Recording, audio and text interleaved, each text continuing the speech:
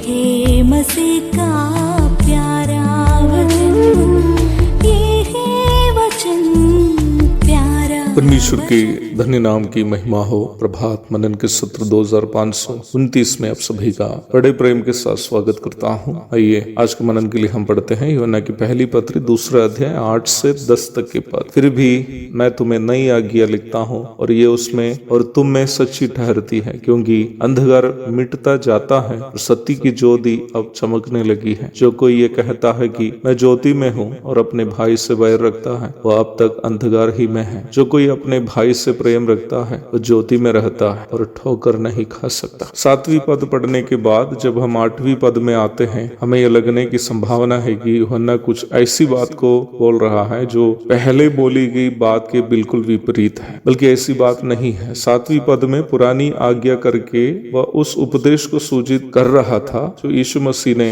प्रेरितों को सिखाया था। निम्न बात हम उसी पद के अंतिम भाग में इस प्रकार यूहन्ना कहते हुए पढ़ते हैं कि ये पुरानी आज्ञा वो वचन है जिससे तुमने सुना है, अर्थात वो वचन जो यीशु मसीह ने प्रेरितों को सिखाया और प्रेरितों ने पहली शताब्दी की कलीसिया को सिखाया। 8वीं पद में जब यूहन्ना कहता है कि फिर भी मैं तुम्हें नई आज्ञा लिखता हूँ, वह यीशु मसीह के द्वारा प्रेरितों से कहा गया उस प्रस्ताव को यहाँ उद्धृत कर रहा है, जिससे हम यूहन्ना 13 की 34 एवं 35 में पढ़ते हैं। फसह पर्व के शुभ अवसर पर प्रभु भोज का अनुष्ठान प्रेरितों को सौंपने के बाद क्रूस की ओर जाने का संकेत प्रेरितों को देते हुए हमारे प्रभु यीशु मसीह ने अपने प्यारे शागिर्दों से इस प्रकार कहा, मैं तुम्हें एक नई आज्ञा देता हूँ कि एक दूसरे से प्रेम रखो। जैसा मैंने तुमसे प्रेम रखा है वैसा ही तुम भी एक दूसरे से प्रेम रखो। यदि आपस में प्रेम रखोगे तो इसी से सब जानेंगे कि तुम मेरे चेले हो। प्रेम करने के लिए यीशु मसीह ने प्रेरितों को जो आज्ञा दी थी वो केवल एक संदेश ही नहीं था जैसे दर्शन शास्त्रीगण या संसार के अन्य ज्ञानी लोग देते हैं। यीशु मसीह ने जो कहा था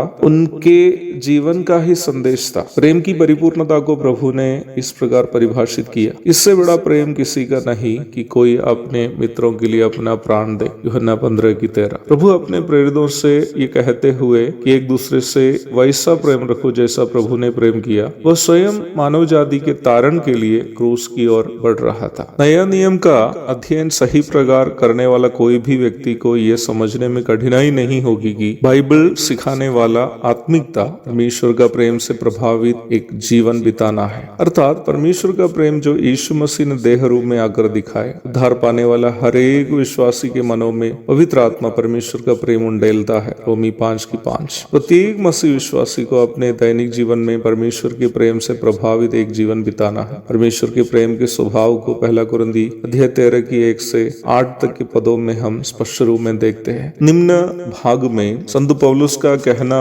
यह है कि आत्मिक वरदानों का उपयोग तथा हमारी अन्य सेवकाइयों या कर्म धर्म हमारा आत्मिकता का प्रमाण नहीं, बल्कि परमेश्वर का प्रेम हमारे दैनिक जीवन में झलकना ही इस बात का प्रमाण है कि हम वास्तव में आत्मिक है। संजोग से मैं इन दिनों में हमारे लोगोस इंस्टीट्यूट कटिहार में कुरिन्थियों की पहली पत्री ही सिखा रहा। कल 13वां अध्याय जो विद्यार्थियों को सिखा रहा था, मैंने उनसे ये कहा कि 1 कुरिन्थी 13वां अध्याय मेरे लिए अक्सर एक चुनौती बन जाता है। मेरे जीवन में कई ऐसे लोग हैं जो बिना कोई कारण से मेरा बर्बादी चाहते हुए मेरे विरुद्ध बहुत बुराई किए हैं और कर भी रहे हैं। उनमें मेरे नजदीकी रिश्तेदार से लेकर के मसीह दुनिया के कई लोग भी शामिल हैं। एक मनुष्य होने के कारण मेरे अंदर भी ऐसे विचार कभी कभी आते हैं कि जो लोग मेरे खिलाफ काम कर रहे हैं उनके खिलाफ कम से कम नाराजगी तो दर्शानी है, कम से कम कुछ दूरियां तो बना के रखनी है। जब भी इस प्रकार की बातें मन में आती है, 1 कुरिन्थी 13वां अध्याय की कुछ आयतें मेरे मन में आ जाती है, जैसे प्रेम बुरा नहीं मानता या प्रेम धीरजवंत है अर्थात सहते रहता है। तब मैं उनको भी देखकर मुस्कुराने लगते हैं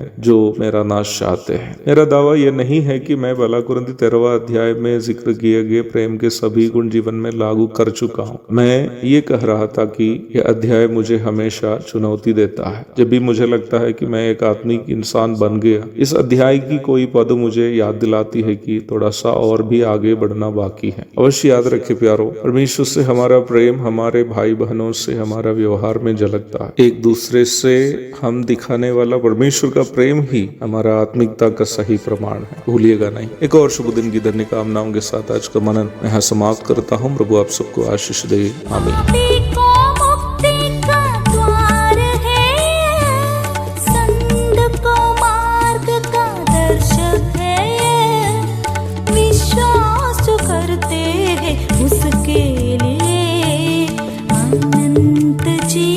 का साधन है